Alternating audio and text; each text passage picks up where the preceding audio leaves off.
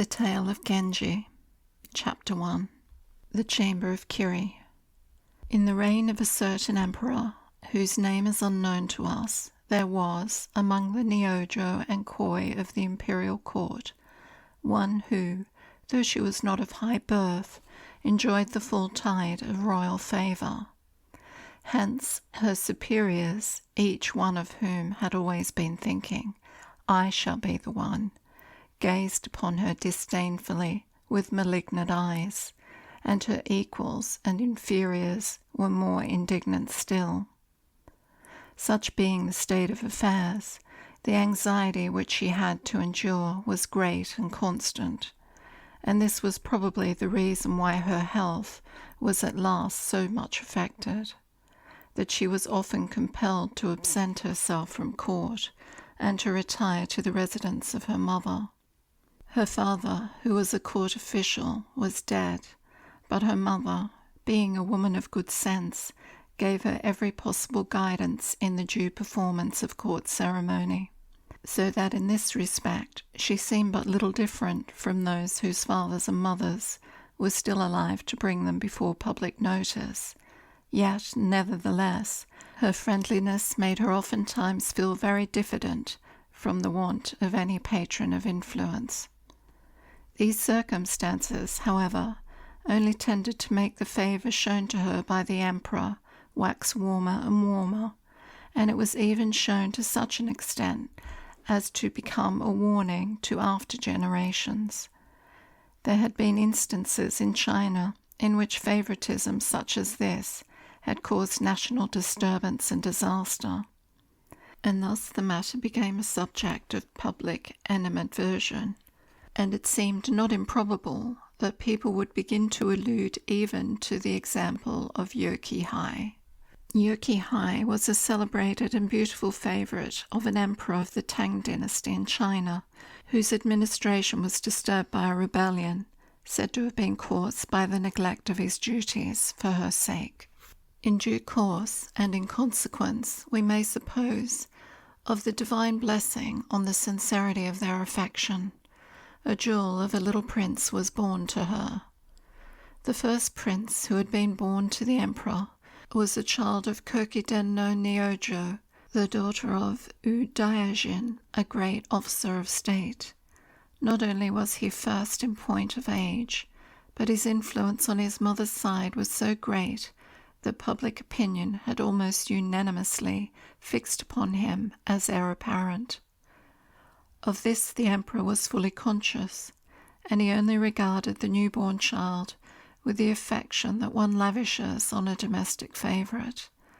Nevertheless, the mother of the first prince had, not unnaturally, a foreboding that unless matters were managed adroitly, her child might be superseded by the younger one.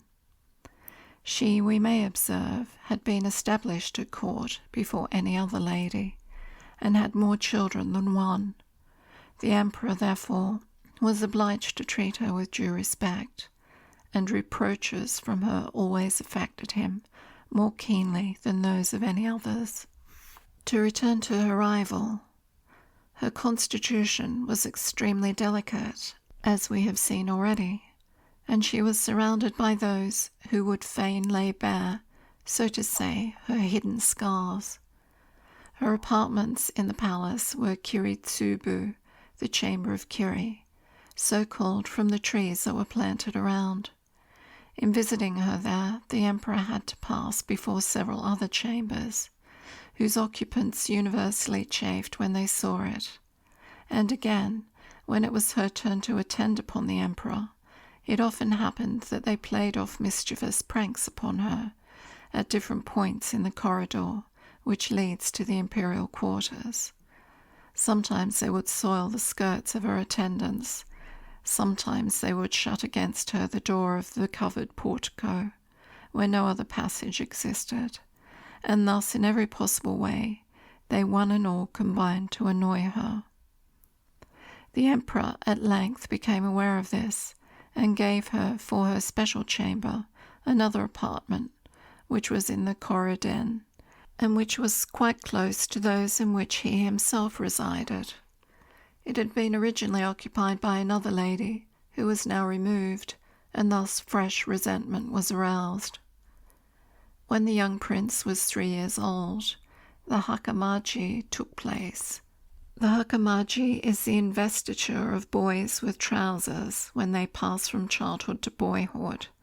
In ordinary cases, this is done when about 5 years old, but in the royal family it usually takes place earlier.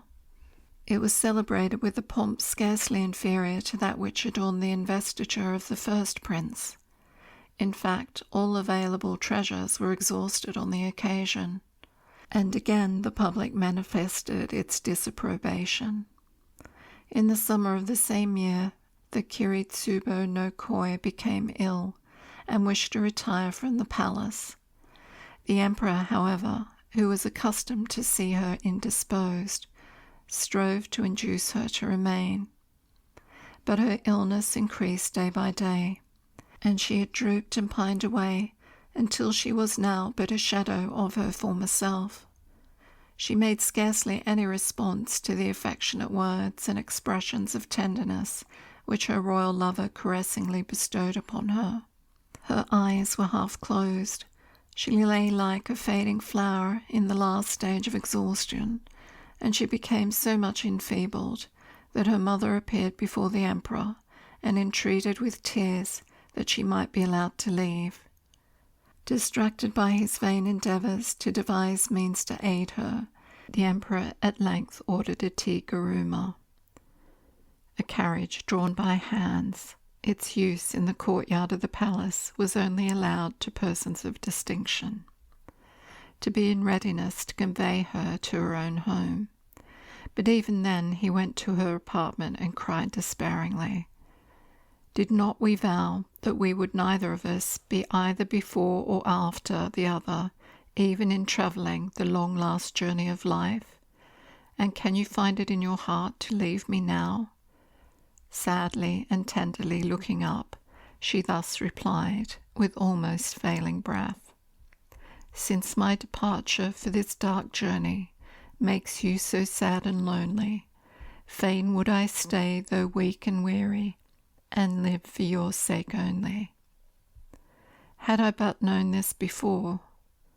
She appeared to have much more to say, but was too weak to continue. Overpowered with grief, the emperor at one moment would fain accompany her himself, and at another moment would have her remain to the end, where she then was. At the last, her departure was hurried, because the exorcism for the sick had been appointed to take place on that evening at her home, and she went. The child prince, however, had been left in the palace, as his mother wished, even at that time, to make her withdrawal as privately as possible, so as to avoid any invidious observations on the part of her rivals. To the emperor the night now became black with gloom. He sent messenger after messenger to make inquiries, and could not await their return with patience. Midnight came, and with it the sound of lamentation. The messenger, who could do nothing else, hurried back with the sad tidings of the truth. From that moment the mind of the emperor was darkened, and he confined himself to his private apartments. He would still have kept with himself the young prince, now motherless, but there was no precedent for this, and it was arranged that he should be sent to his grandmother for the mourning. The child, who understood nothing, looked with amazement at the sad countenances of the emperor and of those around him. All separations have their sting, but sharp indeed was the sting in a case like this. Now the funeral took place. The weeping and wailing mother, who might have longed to mingle in the same flames, entered a carriage accompanied by female mourners. The procession arrived at the cemetery of Otagi, and the solemn rites commenced. What were then the thoughts of the desolate mother? The image of her dead daughter was still vividly present to her, still seemed animated with life. She must see her remains become ashes to convince herself that she was really dead. During the ceremony, an imperial messenger came from the palace and invested the dead with the title of Sami. The letters patent were read and listened to in solemn silence. The emperor conferred this title now in regret that during her lifetime he had not even promoted her position from a koi to a nyogo, and wishing at this last moment to raise her title at least one step higher. Once more, several tokens of disapprobation were manifested against the proceeding, but in other aspects the beauty of the departed and her gracious bearing, which had ever commanded admiration, made people begin to think of her with sympathy. It was the excess of the emperor's favour which had created so many detractors during her lifetime, but now even rivals felt pity for her, and if any did not, it was in the Kokiden. When one is no more, the memory becomes so dear, may be an illustration of a case such as this. Some days passed, and due requiem services were carefully performed. The emperor was still plunged in thought, and no society had attractions for him. His constant consolation was to send messengers to the grandmother of the child, and to make inquiries after them. It was now autumn, and the evening winds blew chill and cold. The emperor, who when he saw the first prince could not refrain from thinking of the younger one, became more thoughtful than ever, and on this evening he sent Yuge no Miyobu to repeat his inquiries. She went as the new moon just rose, and the emperor stood and contemplated from his veranda the prospect spread before him. At such moments he had usually been surrounded by a few chosen friends, one of whom was almost invariably his lost love. Now she was no more. The thrilling notes of her music, the touching strains of her melodies, stole over him in the dark and dreary reverie. The Miyobu arrived at her destination, and as she drove in, a sense of sadness seized upon her. The owner of the house had long been a widow, but the residence in former times had been made beautiful for the pleasure of her only daughter. Now bereaved of this daughter, she dwelt alone, and the grounds were overgrown with weeds, which here and there lay prostrated by the violence of the winds, while over them, fair as elsewhere, gleamed the mild lustre of the impartial moon. The Miyobu entered, and was led into a front room in the southern part of the building. At first the hostess and the messenger were equally at a loss for words. At length the silence was broken by the hostess, who said, "Already have I felt that I have lived too long, but doubly do I feel it now that I am visited by such a messenger as you." Here she paused, and seemed unable to contend with her emotion. "When Naishi no Suke returned from you," said the Miyobu, "she reported to the emperor that when she saw you face to face, her sympathy for you was irresistible. I, too, see now how true it is." A moment's hesitation, and she proceeded to deliver the imperial message. "The emperor commanded me to say that for some time he had wandered in his fancy, and imagined he was but in a dream, and that, though he was now more tranquil, he could not find that it was only a dream. Again, there is no one who can really sympathize with him, and he hopes that you will come to the palace and talk with him. His Majesty said also that the absence of the prince made him anxious, and that he is desirous that you should speedily make up your mind. In giving me this message, he did not speak with readiness. He seemed to fear to be considered unmanly, and strove to exercise reserve.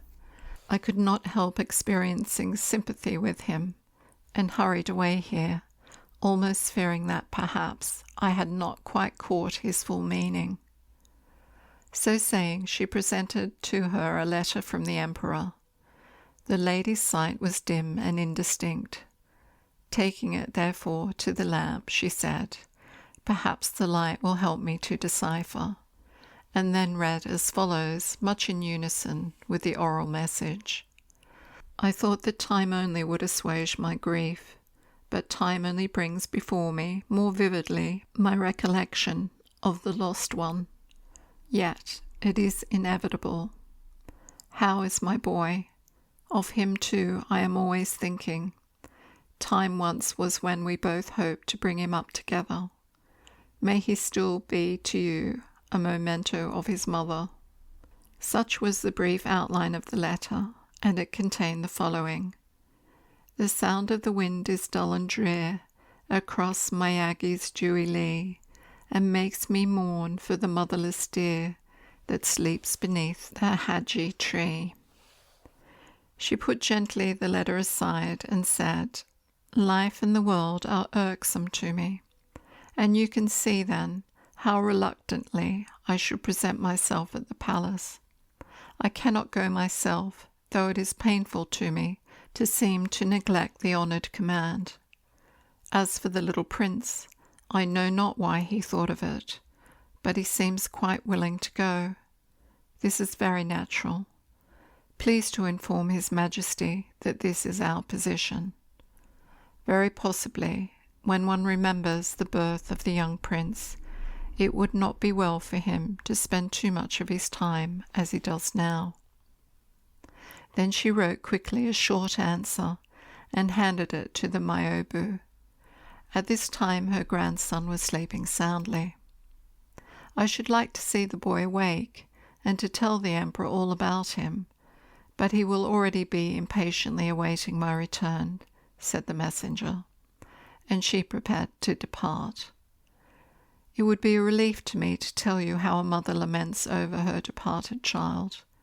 Visit me then sometimes, if you can, as a friend, when you are not engaged or pressed for time. Formerly, when you came here, your visit was ever glad and welcome. Now I see in you the messenger of woe. More and more my life seems aimless to me. From the time of my child's birth, her father always looked forward to her being presented at court, and when dying he repeatedly enjoined me to carry out that wish. You know that my daughter had no patron to watch over her, and I well knew how difficult would be her position among her fellow maidens. Yet I did not disobey her father's request, and she went to court. There the Emperor showed her a kindness beyond our hopes. For the sake of that kindness, she uncomplainingly endured all the cruel taunts of envious companions. But their envy ever deepening, and her troubles ever increasing, at last she passed away, worn out, as it were, with care. When I think of the matter in that light, the kindest favours seem to me fraught with misfortune. Ah, that the blind affection of a mother should make me talk in this way." "The thoughts of His Majesty may be even as your own," said the Myobu.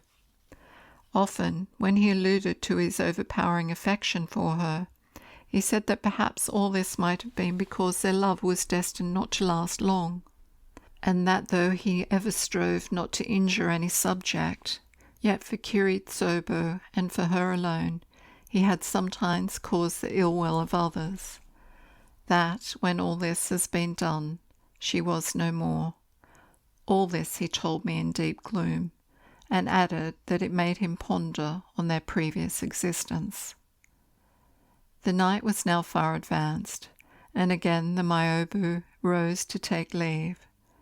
The moon was sailing down westward, and the cool breeze was waving the herbage to and fro, in which numerous mushi were plaintively singing. The messenger, being still somehow unready to start, hummed, "Fain would one weep the whole night long, as weeps the Suzumushi's song, who chants her melancholy lay, till night and darkness pass away. As she still lingered, the lady took up the refrain.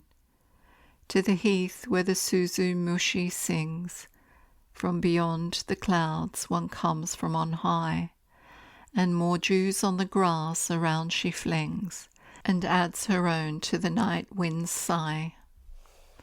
A court dress and a set of beautiful ornamental hairpins, which had belonged to Kiritsubo, were presented to the Mayobu by her hostess, who thought that these things, which her daughter had left to be available on such occasions, would be a more suitable gift, under present circumstances, than any other. On the return of the Mayobu, she found that the emperor had not yet retired to rest. He was really awaiting her return, but was apparently engaged in admiring the Subo Sensei, or stands of flowers, which were placed in front of the palaces, and in which the flowers were in full bloom. With him were 4 or 5 ladies, his intimate friends, with whom he was conversing. In these days his favourite topic of conversation was the long regret. Nothing pleased him more than to gaze upon the picture of that poem, which had been painted by Prince Teishin, or to talk about the native poems on the same subject, which had been composed at the royal command by Isa, the poetess, and by Tsurayuki, the poet, and it was in this way that he was engaged on this particular evening. To him the Mayobu now went immediately, and she faithfully reported to him all that she had seen, and she gave to him also the answer to his letter. That letter stated that the mother of Kiritsubo felt honoured by his gracious inquiries, and that she was so truly grateful that she scarcely knew how to express herself. She proceeded to say that his condescension made her feel at liberty to offer to him the following: "Since now no fostering love is found, and the Heiji tree is dead and sere, the motherless deer lies on the ground, helpless and weak, no shelter near." The emperor strove in vain to repress his own emotion, and old memories, dating from the time when he first saw his favourite, rose up before him fast and thick. How precious has been each moment to me! But yet what a long time has elapsed since then, thought he. And he said to the Mayobu, "How often have I, too, desired to see the daughter of the Dainagon in such a position as her father would have desired to see her. 'Tis in vain to speak of that now." A pause, and he continued, "The child, however, may survive, and fortune may have some boon in store for him, and his grandmother's prayer should rather be for long life." The presents were then shown to him. Ah, thought he, could they be the souvenirs sent by the once lost love? As he murmured, "Oh, could I find some wizard sprite to bear my words to her I love, beyond the shades of envious night, to where she dwells in realms above."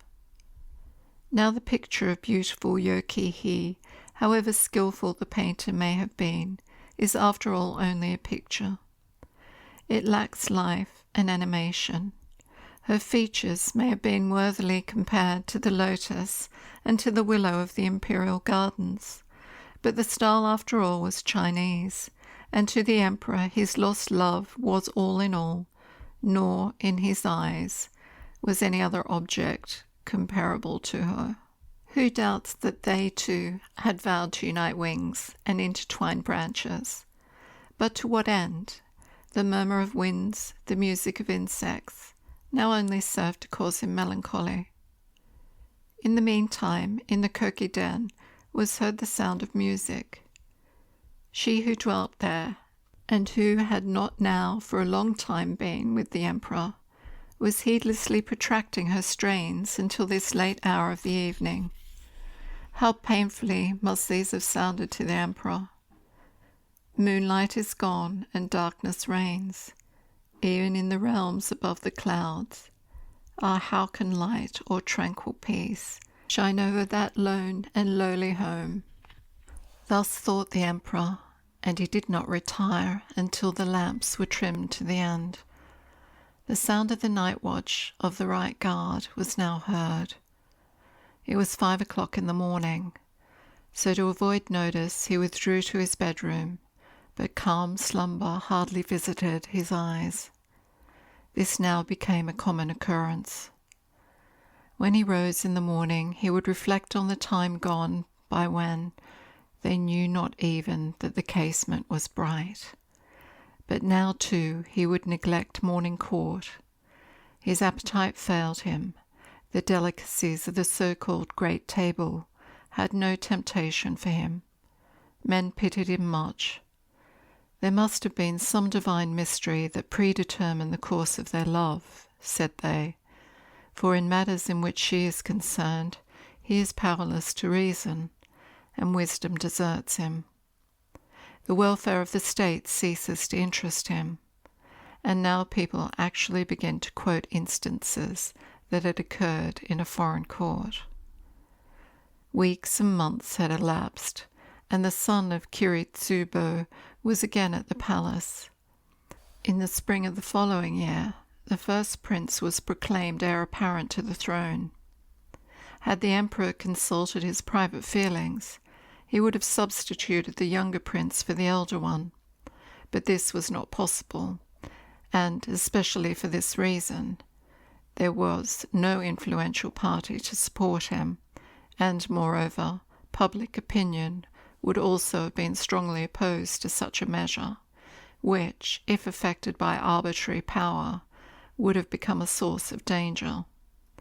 The emperor therefore betrayed no such desire, and repressed all outward appearance of it, and now the public expressed its satisfaction at the self-restraint of the emperor, and the mother of the first prince felt at ease.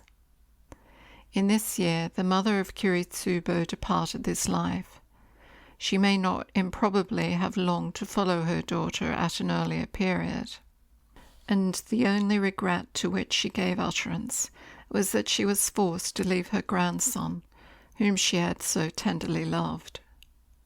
From this time the young prince took up his residence in the imperial palace, and next year, at the age of 7, he began to learn to read and write under the personal superintendence of the emperor. He now began to take him into the private apartments, among others, of the Kokiden, saying, "The mother is gone, now at least let the child be received with better feeling." And if even stony-hearted warriors or bitter enemies, if any there were, smiled when they saw the boy, the mother of the heir apparent, too, could not entirely exclude him from her sympathies. This lady had 2 daughters, and they found in their half-brother a pleasant playmate. Everyone was pleased to greet him, and there was already a winning coquetry in his manners, which amused people and made them like to play with him. We need not allude to his studies in detail, but on musical instruments such as the flute and the koto, he also showed great proficiency. About this time there arrived an embassy from Korea, and among them was an excellent physiognomist. When the emperor heard of this, he wished to have the prince examined by him.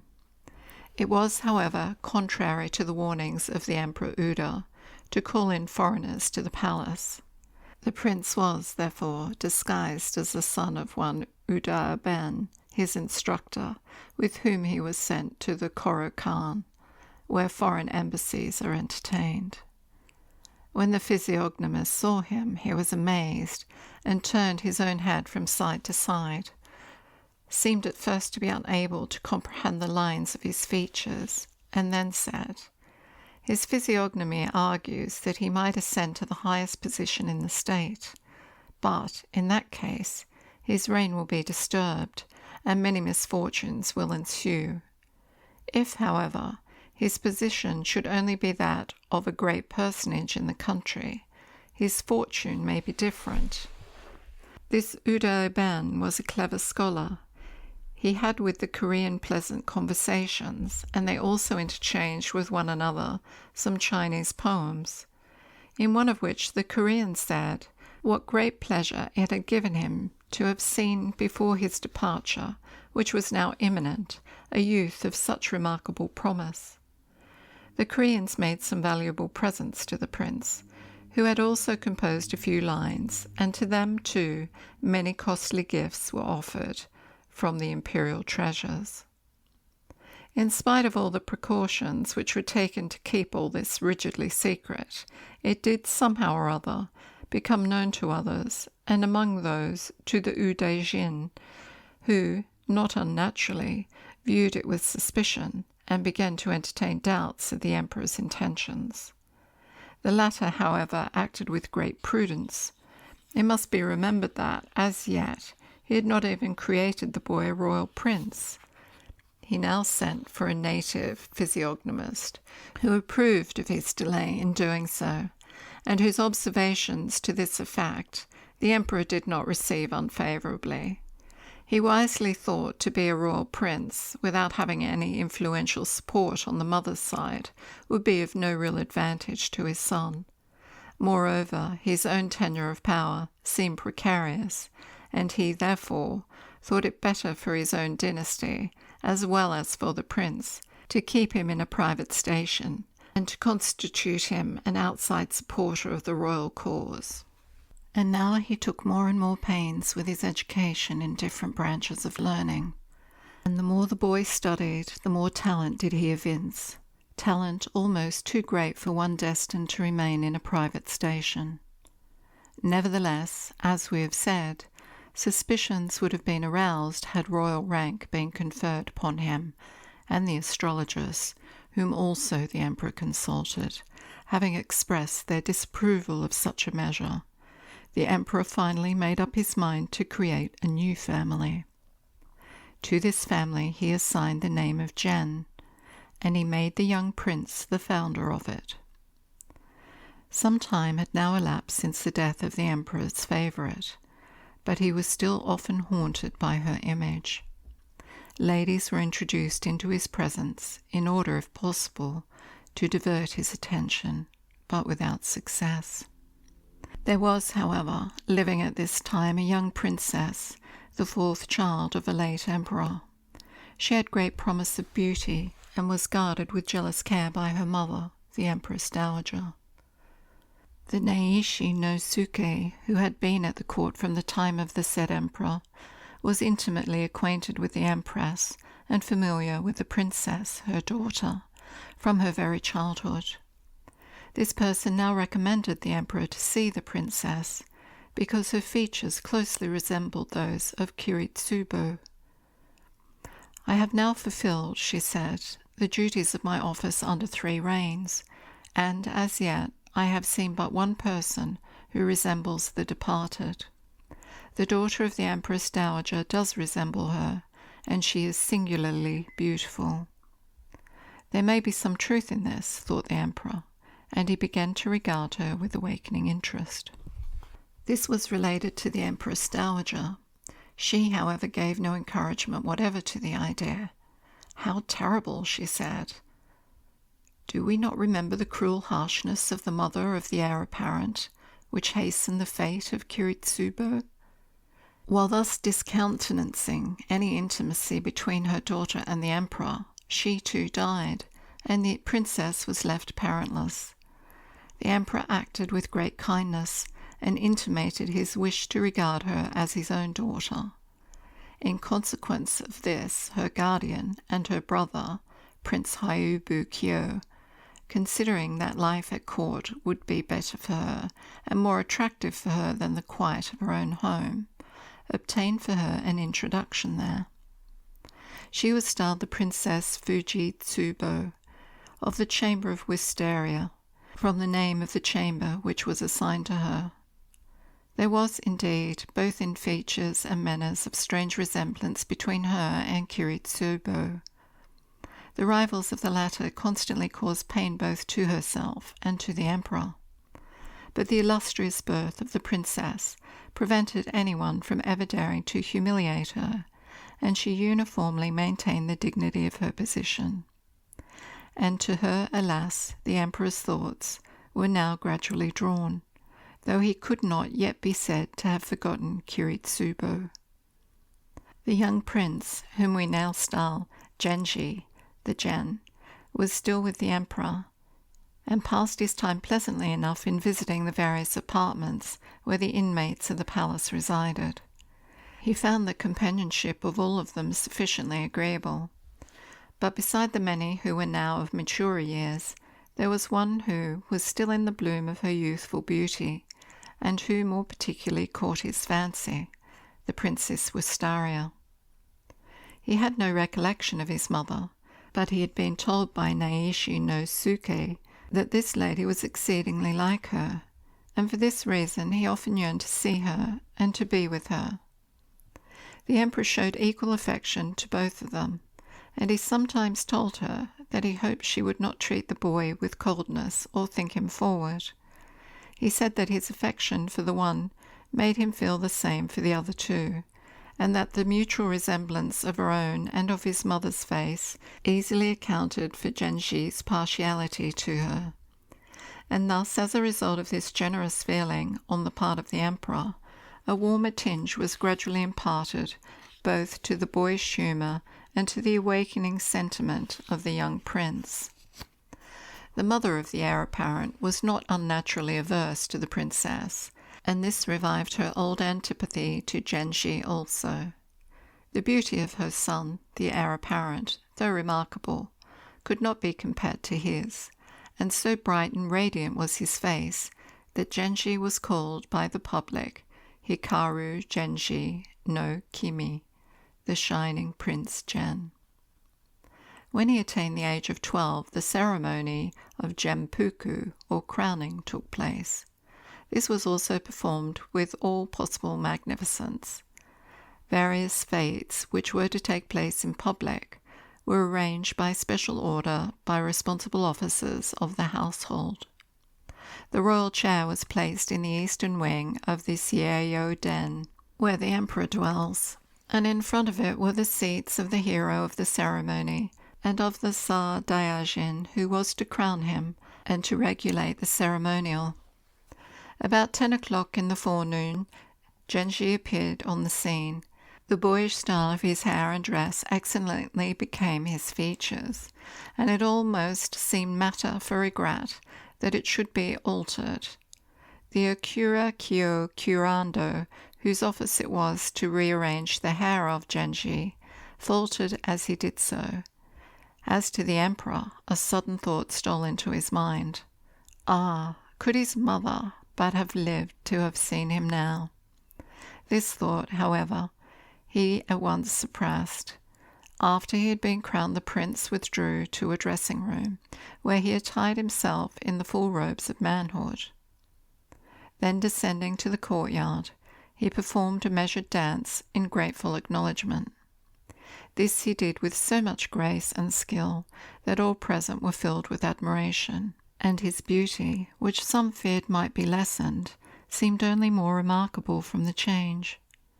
And the emperor, who had before tried to resist them, now found old memories irresistible.